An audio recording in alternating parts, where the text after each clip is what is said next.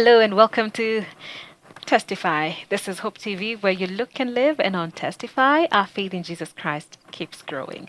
My name is Sharon Aitore Wangenye, and it's a delight to have you join us as always. Thank you for making time. If you're new here, karibu to the Testify family. I assure you that the presence of God will be here with us today, and you will be ministered to. Please link up with us through the number that appears on your screen. Leave us a comment, a question, however you like it. And if you're watching this online, remember to subscribe to our YouTube channel, Hope TV Kenya, and our Facebook page as well. Follow us and leave us a comment. And karibu to today's episode once again of Testify. I have with me Mutinda. That's how he told me to introduce him. He has Wow. many names though. Yeah. Karibu sana. Thank you so much. It's good to have you. Thank you. I appreciate. It's an honor to be here. And I think I'm joining the Testify family. Karibu sana. And I'm happy to be part of this big picture. Amen. Today is a blessing. And as I was saying earlier, I thank God I'm alive to be here alive today to share my story. Because I believe God created me for a purpose. And my story is there to give God glory. Amen. Amen. Amen. And Thank I you. know it's a long story. Yes. Usually we want to start from the very beginning, Yes. growing up, how it was, how you grew up. So maybe you Yes. can tell us in a nutshell as your story progresses. Okay. One of the things that I remember growing up is I didn't know how to speak Swahili. Okay. So I've been brought up, I grew up in the village, Ukambani. My mom had given birth to me when she was in a secondary, in the late, in those years, teenage, as she was a teenage, and she went to look for life. So when time was right, that was like, I think I was in class 2, she was planning to take me to the town, a place we call Taveta. But she took me for a vacation first. So the first time I went there, I was sent to the shop to buy bread. And I went to the shop and I said, umeambiwa na mama unenge mukate ola munene pyu. Sorry, I understand what you just said. That's why I'm laughing. Yeah, you've been told by mom, you give me that biggest bread. But you're speaking in Kamba. I was speaking in Kamba. I thought I was speaking in Swahili. Oh. The lady laughed and she gave me the bread. Okay. You know why I knew that I made maybe a blunder later? Because it was in a plot. And in the plot where you live many people, then outside there's a shop. So later she was making a fun of it, what your son did. So when I went back to the village after the vacation, it was like, we need to be speaking Swahili in the class. And remember I was in class 2, just going to class 3. But now after that, class 3, when I finished class 3 is when now I left Taveta. I left Ukambani, a place we call Sultan, Kaskeu Kayata, and went now to live in a town where we call Taveta, border between Tanzania and Kenya. Now, I want you to know that it was my grandfather and my Border grandmother. between Tanzania and Kenya? Yes, Oh, border. It's a okay. border town. All right. Yeah, Taita Taveta. So the border, just at the border. And there's a reason why it's a border. I'll tell you later why. Now, I was raised up by my grandmother and my grandfather. Okay. They are the people I used to see day to day. So when my mom used to come, I used to call her by a name, first name, and I was like, because I didn't know saying mom. Okay. So I knew shush. We call in Kambo, we call him Mwaitu. That's who I knew in those early stages of life. And my grandfather, who I remember, and I thank God, he was a disciplinarian. He was a commander in that area. And I think those are the things that I pick as a child growing there, not knowing English, not knowing Swahili, knowing Kamba, purely Kamba, until when I was in class 3, when now I came to Taveta and joined class 4, in a town setup. Now, that's when the journey of a township started. And I used to live in a place we call Brandogo. Brandogo in Taveta, if you ever go to Taveta and ask Brandogo, the products of the children went there. Ish. Hey, those adicos, if we're in Nairobi, would say, do you say Kawangware? Do you say, those adicos who grow up out of that place. But one thing that stood out is, in my early stages, I loved God. I loved church. Why? My grandfather was an elder in the church, and if there's anything that mattered to him was to make sure you went to Sunday school. There was no explanation. There was nothing like I was sick. There was nothing like I couldn't go. So we used to go to this church we call ABC. And that is where I grew up from age 0 to age, I don't remember the ages sometimes back there. Now, from there, when I came to Taveta, I joined a church we call PCA, Presbyterian Church. Now, it's good to put into context that I've been raised by a stepfather. Oh, that's Okay, stepfather. Who has done everything a father would do. I remember him when I was reporting my Form 1. Back then, I remember him carrying, you know, that the metal box. Yes, the metal box. I'm carrying the mattress. He's carrying the metal box, and a lot of stuff with him. And we walked about 3, I think, to 4 kilometers to the school where I was called. So when I joined them, life was good because now I found a father, and life moved on at that time until I think it's important to note at this age when I just started joining class 4. By class 4, class 5, class 6, something happened in between which is very important to mention at this stage. Again, my father was a good Christian. He loved church. My mom was a good Christian. They loved church. And I was introduced to Presbyterian Church of East Africa, PCA. And it was that period, because of I think the strictness of my grandfather passed it to the daughter that I must go to Sunday school. So I was also again raised in the Sunday school. Even though I lived in the community and in the place where challenges were there as young people, and I think it was a hardcore situation, kind of life was hard. Yes, I can remember that. My dad used to have a motorcycle. He used to work for railways back then. I'm one of the few people who enjoyed the train because I have been in front of a train in the head. I've enjoyed when I was going to school back then, I remember. But what did happen in this time? There used to be cinemas. You remember the cinemas of Jesus? Nowadays we call them Jesus Film, but I think they were just cinemas showing Jesus in the evening, showing end time. I think there's one which was called Left Behind. And I remember, I think I was in class 6 or 5. I don't exactly remember. But it was after this experience we were called for. After that, I was really moved into, can I move into accepting Jesus? Because, I didn't want to be left behind. I didn't want to burn in the hellfire. And I wanted this heaven. So at that young age is when I accepted Jesus as my personal Savior. Now, why do I remember this? Because when I went home, I told my mother, I'm born again. And she was like, really? Yes. Will you stop stealing meat? You were stealing meat. I'm telling you, one of the things I used to, after she has cooked, we have eaten, at night I would wake up and go and... Whatever remained. The meat, specifically meat, because I think I was not having enough. Okay. So I think I needed to.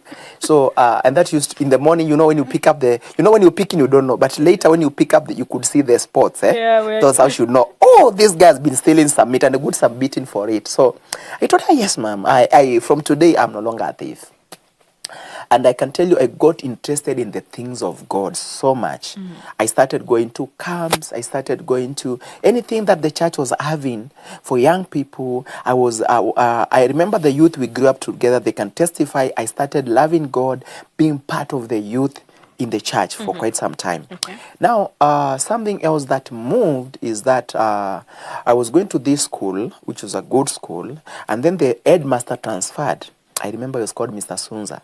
After the transfer, we were transferred by our parents to different schools. Okay. Because back then, performance of schools was paged on the headmaster. And those Gen Z can understand this. No, Gen Z cannot understand. I don't think they can. I think the millennials who can understand what it meant to go to a school where the headmaster is known for this and this. So that affected me. Remember, I just started living with mom class 4, class 5, class 6. 3 years, I was again transferred to a new school, which is still in the same Taveta, but a place we call Mandakini. And I went to live with the cousins of my mother. Okay. For 1 year, I was living with them. And life was a bit challenging, living with relatives. Nothing bad I can say, but just challenges that are normal. And my parents thought, no, I needed to move. But instead of moving me from the school, they moved me from now my relatives to a certain family. We call them Pastor Kigera and their wife. Sorry, she's late. So she became my immediate mother. Why am I telling you this? Because this is where now, remember I was born again. Yeah. But something moved now from the 1 year when I joined this family, I was going to AIC. Okay. That after that, I went to PEFA. Why is this important? Because when I joined Mrs. Joyce Kigera, she did not have children, but she was bringing up a lot of us. We were like, I think 3 or 4 in our house. Who were family, and part me was not part of family. But the way she was doing it, I remember there's a time I made a mistake. I don't remember what it was clearly. She punished me, and she took the Bible and read me, I think it was Proverbs 22:16, if I'm not wrong, about what is important to 6. Yeah, I think what it was important for her to use the cane on me. Then we started having, this lady would fast, this lady would pray, this lady would do, and we would walk, I think, 5 kilometers to church on Sunday. But you know, this is now what built some fire inside me. Okay. I became this fire zealous young man with the zeal of serving God so powerfully. I started seeing visions, I started seeing revelations, and things that at this young age I couldn't understand. So when other teenagers, because you Yes. were a teen at Yes, I was a teen at that age. were probably getting into other things, you were focused on the No, things I of was God. so focused. I remember one of the things that stood out is when we were joining class 8, the first week, I remember my English teacher called Mr. Mwangemi, comes and says, I would like to talk to you. I say, okay.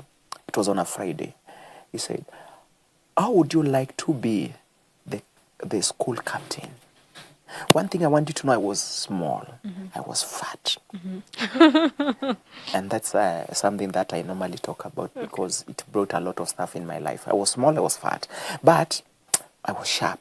And I said, I'm okay. He said, the school has seen that you are fit to be the captain. Are you okay? He said, okay. Now, one of my cousins is one of the guys who makes a lot of things nowadays. We were in the same school, and he was tall. He was energetic. So over the weekend, he said, you'll be the captain. And he went on Monday, and he came in wearing... I knew I would be the captain. I didn't do anything fancy. But, he was sure he was the one. But during the announcement, it was like, he was the games captain. I ended up being the school head boy. Now, that introduced me into leadership. One of the things I remember we used to carry water. And then in the evening, we would go to fetch water at the river and come back. And then we would come. Now, how did I do this as a leader? I remember I used to lead in the front. I was not the class prefect. I was the captain, but I was the one who was leading in whatever is required of me as a leader. And I think for the period I was a leader in that school, I think it was tough. Because in I think 3 or 4 years later, I met one of the guys who told me, now we have yes, now you are the head boy. Now show me what you'll do to me. I was like, so what do you want to do? You thought you'll be head boy always, because I was tough. And we were in the streets of Taveta. I remember the exchange was not good, but he didn't do anything. That reminded me I was tough, because I would practically do what I want people to do, and there was no excuse. Now, I finished class 8, 1999. I was the last lot. Now you can see I'm a bit old school now. Maybe you can start getting my age. So this is what happened. I was called it was not a national school, it was a provincial school. And the cousin of mine, we are called in the same school. I was also in performance. I was I think number 1 or number 2. I don't remember. Either one. Number two. Yes. I remember there was a guy who was called, I think Musela, if I'm not wrong, he was number 1. I was number 2. And my cousin was number 3. So I think it was very competitive. And we went now to St. Mary's High School, Taita, Lushangonyi. There's a reason why I'm telling you this. Because something will tell you, you see, I've told you the way I started, the churches I went, and now I'm back to Taveta, and I've joined back to PCA. I've been to ABC, I've been to AIC, I've been to PEFA, I'm back into PCA. Those are 4. When we come to schools, remember the school I went, I didn't say the name, it is called Isika Primary School in Kayata. Is the one I went from class 1, from nursery to class 3. Then I went to Maho Primary School in Taveta, class 4 to class 6. Then I went to Mandakini Primary School, class 7 and 8. Remember, I also changed parenting,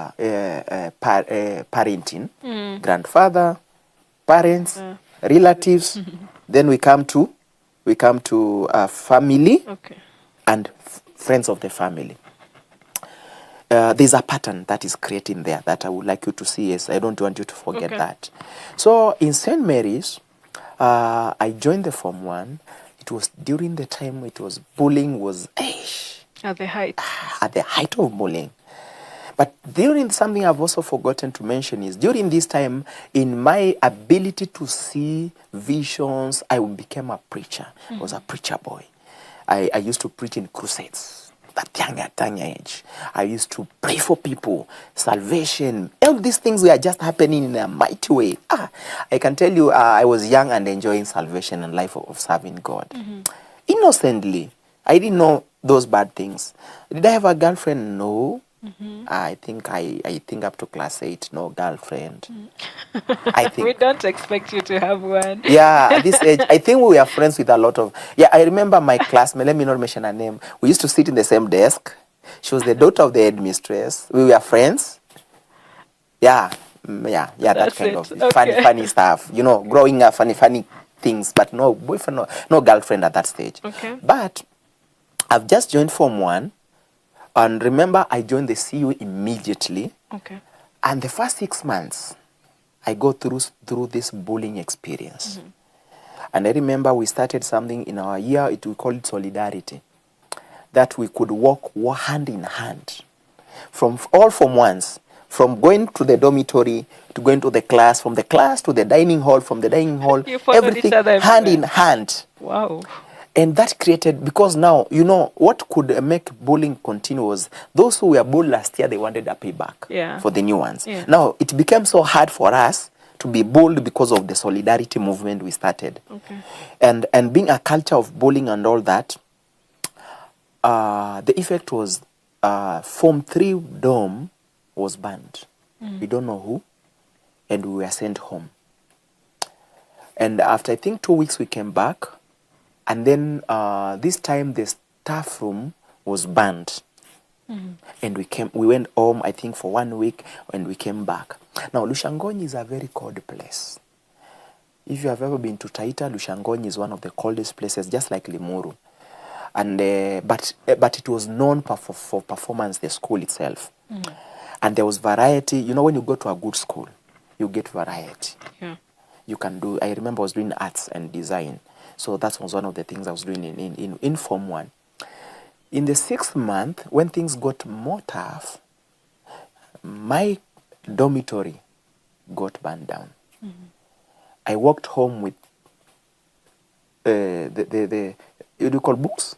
The one that I was carrying, the one which I had in class. And I went home. I don't know the other experience because things were very bad at that stage. Why is this important? My parents made a decision of changing me from that school to a different school. And they sent me to a day school. It's called Timbila High School. And in this Timbila High School, I became a day scholar. And a day scholar who was using a bicycle, yes. And when I joined the 3rd term of first Form 1. Let me tell you, you remember the story, Jamaa Mnene? Short, fat? Yeah. I think the first thing I remember when I came to Timbila was that. My fellow Form 1s, the first they bullied me because of the fact I was short, I was black, I was, you know, and they called me obese. When I look at the pictures, I was not obese. But I think it was just a reason to make me, feel uncomfortable. On the first, second week, things were a bit tough for me, but I get used to them.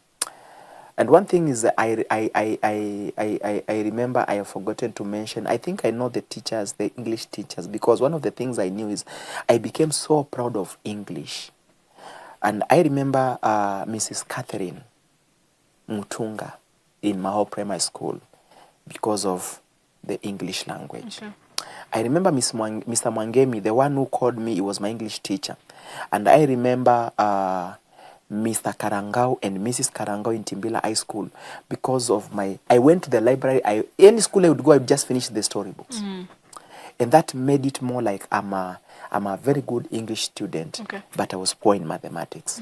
I don't know why this balance is never like that. I was not performing in sciences, but when it comes to the languages, okay, I was good. I'll tell you the reason why. At this age, in Form 1, I had read a book by the name The Partner by John Grisham, a big book. My daughter now is reading a 500-page novel. I'm seeing her.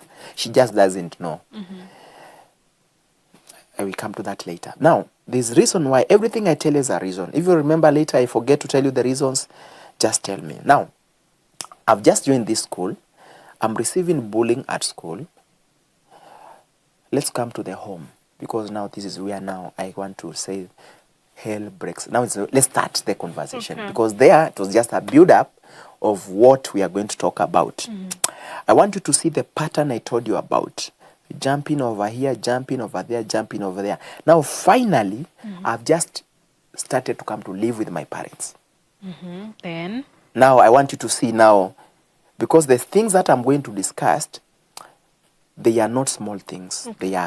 They are things that are big and they hurt. And I want to say, I need to build them to a way people don't think I'm vindicating anybody.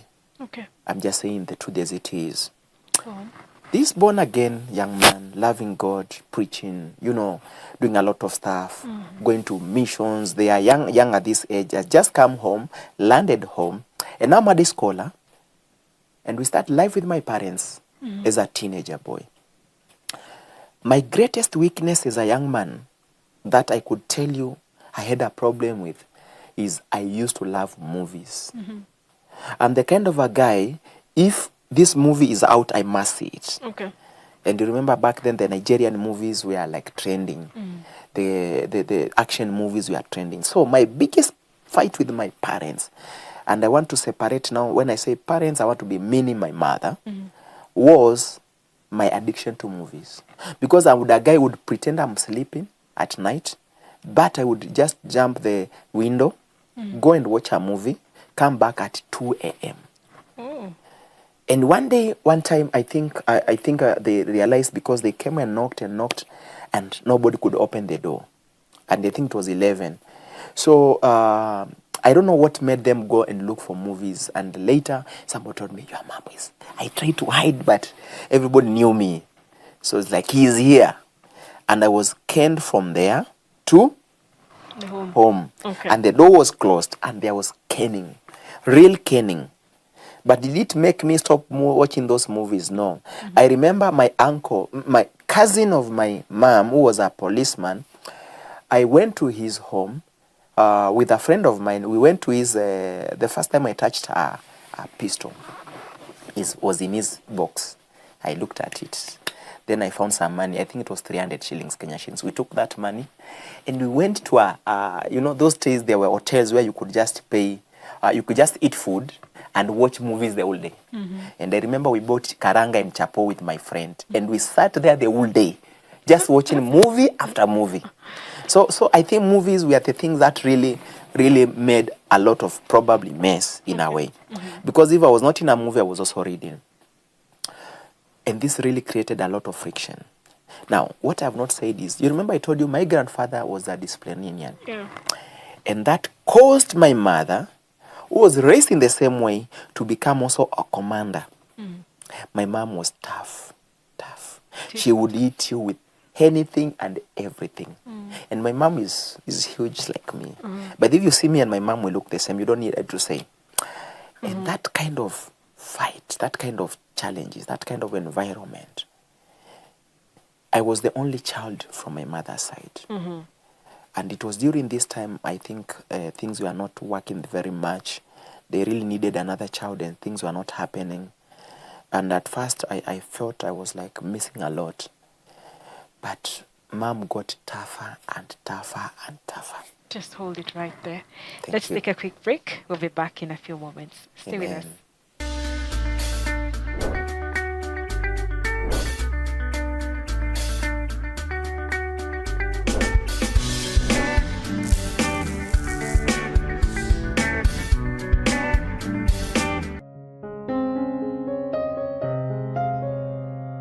Namaste Ji. Have you ever heard of Asians that have come to the saving knowledge of Jesus Christ as their personal savior? On the Testify show every Thursday, we have a special segment on the third Thursday of every month known as the Asian Testify. You can't go ahead doing wrong, but you pursue the truth and trust of God, and He will make the ways for you. I asked myself, what would happen if I give my life to you now, in my 18s, and how much further would you carry me as a result? Join me, Nigel Casimiro de Mello, as we listen to amazing and inspiring testimonies from Asian brothers and sisters that are in the Lord. Only here on Hope TV, where you look and live.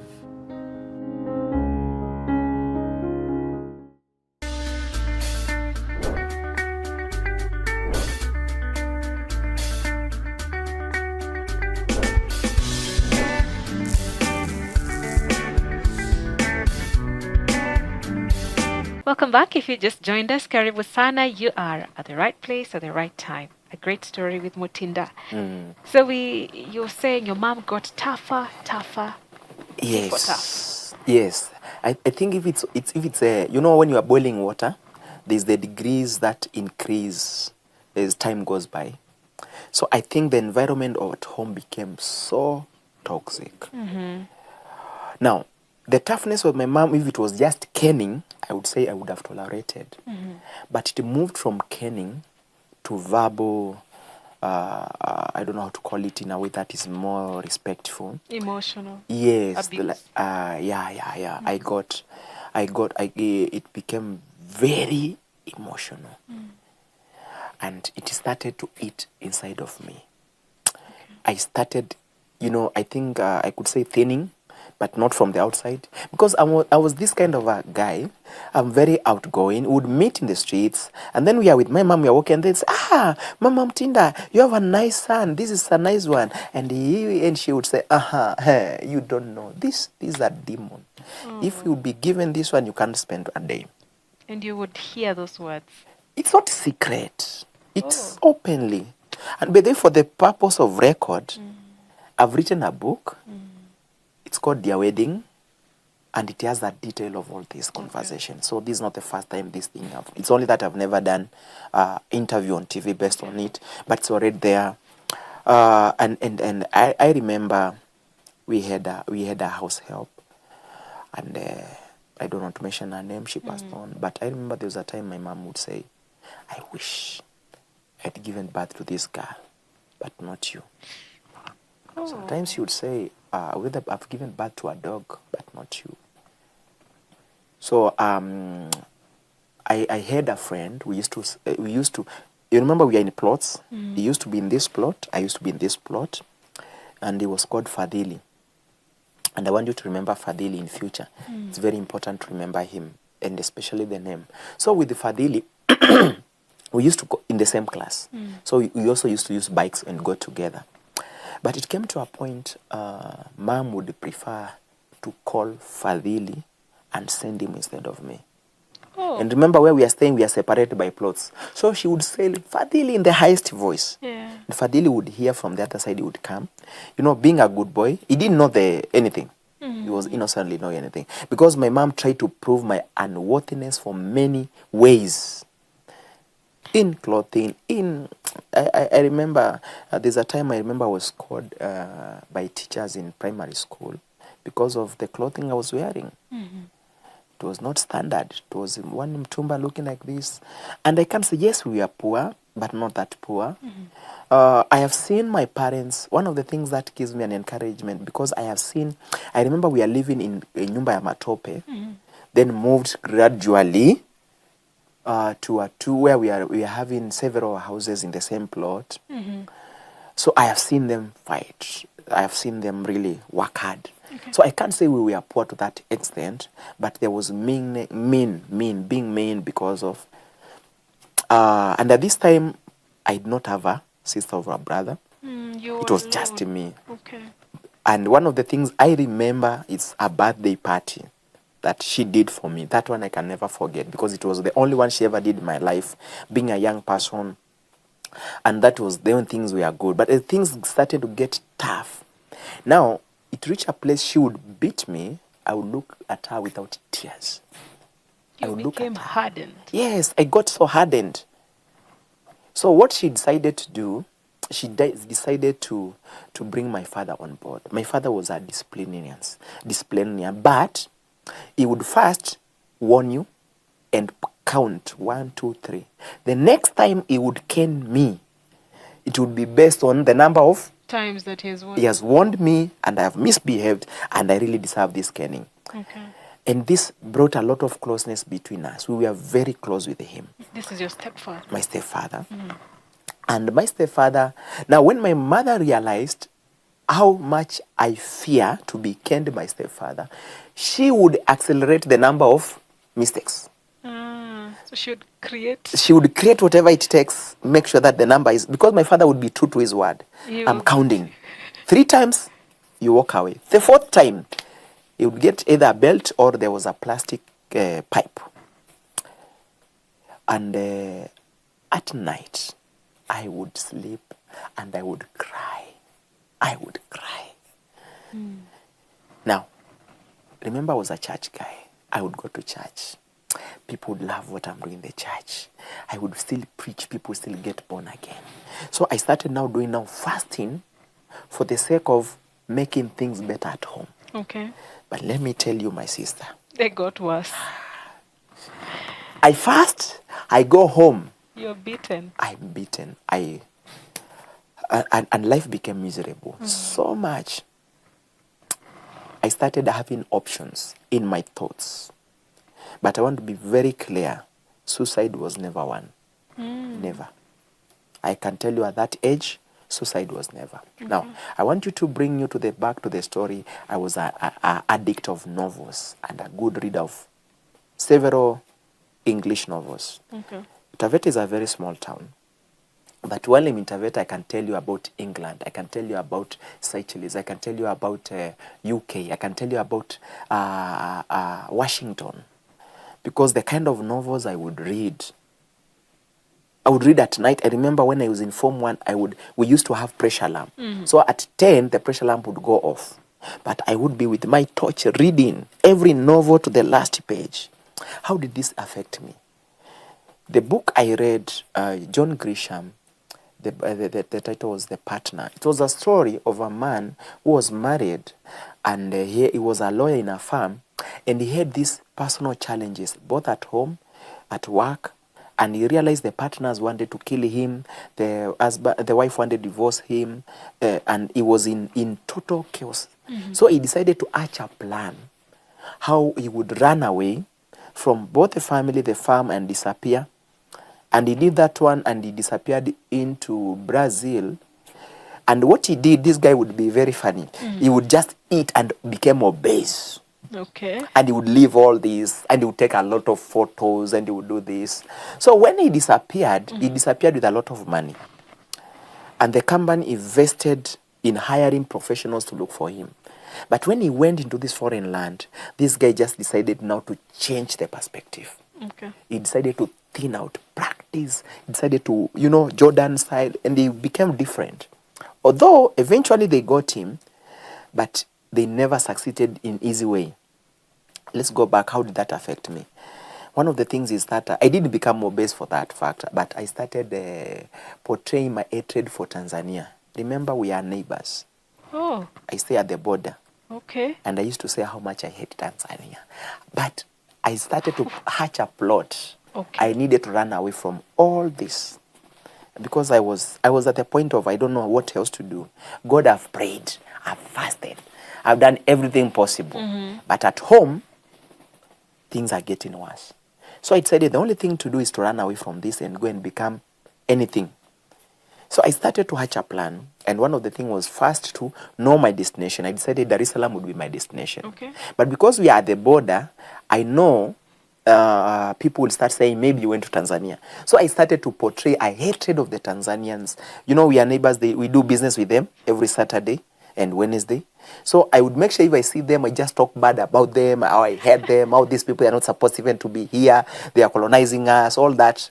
And it is nobody ever could think that could happen. Go to Tanzania. So this specific day, I went to the market. Maybe I need to mention something. In the market, whenever I went to the market, my mom would make sure I carry the kiondo. Either on my back with everything shopping, I would go and... she taught me a lot of things that I'm so good at today. It's important to say this, yes. Even though my mother was a general, even though she was tough on me, some of the things she did on me, they became a blessing in disguise. Today, I do shopping for my wife, for my family, to the market, and I cook. I wash dishes, I wash utensils. I do a lot of stuff as a man, and it's not a big deal for me, because I think that brings a lot of order and a lot of good things in the family setup. Because of that kind of a lifestyle, when I was there, yes, back then. Also, it's important to say at this point so that people don't forget. Later, when I traced it back, I realized the way she was raised, she was doing the best. She didn't have a picture or a clear show of how to love a child and how to raise one as a teenager. Remember, she got me as a teenager, held me when I was now I also was a teenager. So she had not had anything to do with parenting. I was the firstborn. And remember, she was the second wife. And I remember there was a time she had miscarriage because later I got a sister. I think 1998, I got a sister. Now from there, so you see this kind of mix up and kind of, she didn't do it knowingly. Okay. It was just unconsciously based on what. So she was doing it out of love, but the kind of love you cannot do what? You cannot understand at that age. I think that settles it. Okay. Yeah, no, we are not enemies based on that, no. She was doing her best. Now, I decided to run. And it was on a market day. I went to the market, did everything as usual. I got sent to go home and do this and this. I went to the market. I went home with my normal clothes. I put whatever I had put inside my gunia. I don't know how we call gunia in English. Sack. I put in the sack. I put it here. I went into a closet. I knew where my mom and dad kept their spare coins.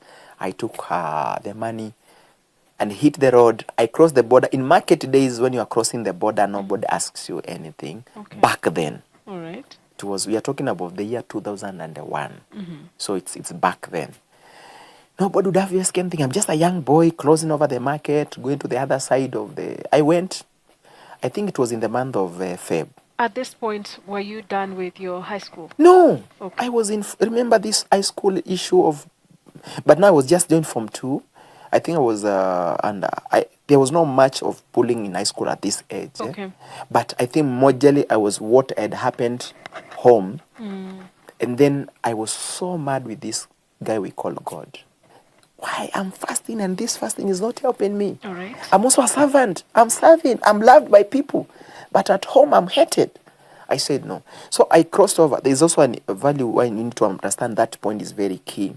Where when we get frustrated with the expectations of God not doing what you want him to do, like the issue of the son, the two sons, one who went away and then he came back. Prodigal son is what I'm trying to remember. I had the issue like the second born, who was telling the father, I have been here all along. And you have given me nothing. Nothing, not even a small calf to enjoy with my friends. Yeah. But this son of yours, spends everything with prostitutes, and look what you have done. So I also had that issue, that I was mad with God for me serving him, but not him sorting my issues. So we come back. Now I go into Tanzania. I go into a place we call Moshi. From Moshi, I go to Arusha. And I get a ticket to Dar es Salaam. And while I'm in Dar es Salaam, when I'm in Arusha, I spent every single coin. Mm-hmm. I told myself, I don't want to be successful in Tanzania, and they say it is the money I stole from my parents. Okay. You can see how... Okay. So I spent everything, and I paid the ticket too. Of course, it was not much when I say much. Okay. But back then, I don't know if it was how much, but I don't think it was that much. So now I leave Kenya. I go to Tanzania. I go to Dar es Salaam. I land in Dar es Salaam as a street boy. Oh, so there was no plan.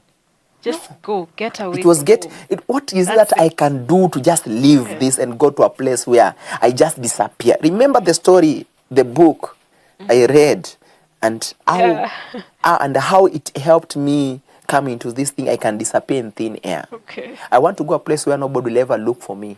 Nobody will ever recognize me. Nobody will ever know me.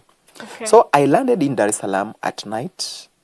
I slept in the bus. Then in the morning I started walking. I walked until I came to a place where I think there was an opening. There was a seat. I sat there. And as I was sitting there, I remember a young man coming and asking me, "Hey, how are you?" "Fine. What's your name?" I said, "Charles." And he said me, "Okay, where are you from?" "I'm from Moshi." Hey, Okay. Moshi is Tanzania. "Oh, you're from Moshi?" "Yes, even that one is from Moshi." Hey. So I said, okay, now I found a place I can fit in, but I had to create a narrative. So what is the narrative? Because my language, even though I'm a Kenyan, I'm not a Tanzanian. And English in Dar es Salaam is not heard of. As much. It is Swahili, which is... So I created a story. I told them. Now it's a long... now I'm just trying to infiltrate a community of people who are living in the street, but somehow look dignified because they wash cars. But they live in the street. So I tell them, my mother comes from Moshi. My father is a Kenyan. So we were married and we were living in a place we call Mombasa. But now my father married another wife, chased us, told us to go back. So we came back to Moshi, and my mom was like, "Go to your uncle in Dar es Salaam." So he told me to go to, now I have known a place, it's called Sinza. And I'm here and I don't know where Sinza is. So they tell me Sinza is this place. Tomorrow, sleep here, tomorrow you'll go to Sinza. So I sleep, tomorrow I go around, I come back, I tell them I went to Sinza, I couldn't tell him. So this old man tells me, "Can you go to Radio Tanzania and make the announcement?" And he gives me the direction. Who am I? We go. I go to Radio Tanzania, I hang around there, Radio Tanzania. I come back, I tell them I went there, I made the announcement. And the old man is like, "I listened, I didn't hear you." I said, "I did." Maybe when you are listening, when they say you are not listening. I said, "Then, since the way you are looking, we don't want to have issues with you. Can we go with you to the police and tell them about you so that we can stay with you unknowingly?" I said, "Yes." We went to the police station. Okay. I gave the same narrative. Great. And the guy was like, "You guys, the best thing to do, get fare for him, take him to the bus station, let him return." You know, I was young. I was 16. And I had this small... And we came back, and they asked me now, "Do you want to stay or do you want to go back?" Hey, me. I can't imagine going back there. It is very terrible. I want to stay until I get my uncle. Okay. I joined the street. But now, at night, we would sleep in the corridor. You know, there's a shop, there's a corridor. So you take this trouser, the normal you are wearing, you would wear the half one. And then the coat, the shirt. You cover yourself with it. Now, at this point in life, I also carried my Bible. Oh, you did? I had my Bible. I wasn't reading it. And this is now I want to tell you where I was mad with God. Very mad. And I remember this guy, is called Chanduya, if I'm not wrong, was like, "You are carrying the Bible and you are not reading. Can I have it?" He said, "Have." On giving him to him, he took to the shopkeeper and exchanged it with a beer. That's how my Bible disappeared. Oops. Now, fitting into a new environment, you have to be... I had to explain, you have to find how to navigate. I started, I don't know how I started, if I don't have the time to explain everything, but in short, I became anything to help me survive there in that small environment. Anything would mean what? Available tool, a tool. Sent, do this, do that. I was washing utensils, I was doing this, do that. You know, handy, became handy. Because there was no problem with sleeping. During the day, I never begged. I used to do those small things until later I started washing cars. But there's a long things that happened in between before I washed the cars. Now, I want you to bring to a certain scenario that, remember, I've given up my Bible, me and God. So you're no longer even praying? Ooh, me. Done with God. For what? It's about to get hot. Okay. God, stay where? There, where you are. Leave me where? Here. Oh, Lord. So in that process, I found myself, I'm in an Islam community, 80%. 20% are the people would come washing for the vehicles. The base is known as a place for washing vehicles. But somehow I started to penetrate and be part. I would sell mihogo. I would sell I don't know what. Do a lot of things. Just there to survive and get something too. But the most important is there's anaitwa Mama Hassan. Mama Hassan, he had a son of my age who was schooling, and then he would come at night, would spend time there. Dar es Salaam life at night is when life is living. It's a night life. It's very enjoyable. So during the day, we would do a lot of things here, but at night, so I started becoming a good car wash. Okay. I started getting this and that. But now, the fact that I was a Christian started becoming an issue. Nobody was telling me you are a Christian. But there was that segregation of being a Christian, not being fitting. When things come in as a Christian, I don't get them. So I started finding myself, I need to do something. What happened? I remember this certain Friday, I was done with God. I said, God, whew, today I'm done with you. I went to the mosque. I became a Muslim. Oh, Yes. okay. And they asked me, what name do you want to give? So, even though I became a Muslim, I was a little bit cocky. Do you remember I tell you to keep a name by the name Fadhili? Fadhili, yeah. Yes. So I said, I want to be called Fadhili. Fadhili is a Swahili name. Yeah. Doesn't necessarily mean you are a Muslim. But they don't understand that. They know Fadhili is a Muslim. So I was called Fadhili.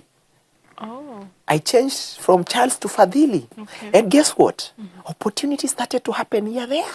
Life started to get easy. And I started wearing my kanzu. I started going to the mosque. I started reciting and knowing those things.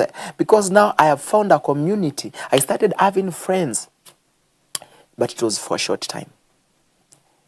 I became so good at washing vehicles that I remember some Indians would come and leave their vehicles with me over the weekend, over the Friday, and pick them to us in the morning because they went into a certain family function. And in the morning, they would just not count the money. They would just...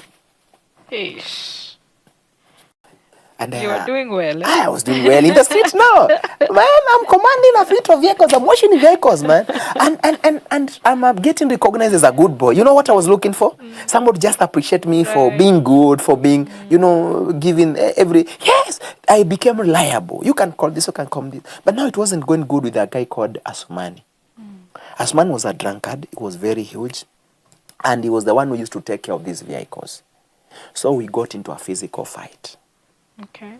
And this physical fight was worse because it left me half dead.